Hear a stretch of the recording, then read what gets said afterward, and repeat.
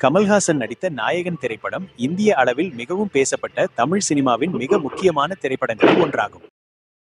வெளியான ஆண்டு 1987. இயக்குனர் மணிரத்னம். கதாநாயகன் கமல்ஹாசன். சக்திவேல் பை வேலு நாயக்கர். கதாநாயகி சரண்யா. நீலா. இசை இளையராஜா. இது அவருடைய 400வது திரைப்படம். திரைக்கதை மற்றும் வசனம் மணிரத்னம், பாலகுமாரன். ஒளிப்பதிவு பி.சி. ஸ்ரீராம்.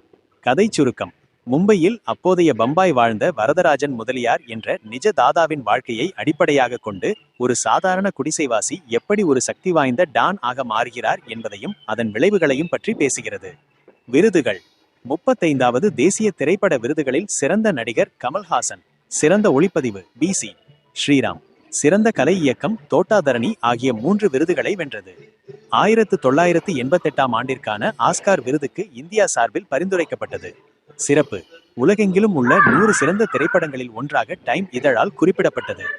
இன்றும் இந்த படம் பலருக்கும் ஊக்கமளிக்கும் ஒரு கல்ட் கிளாசிக் ஆக பார்க்கப்படுகிறது.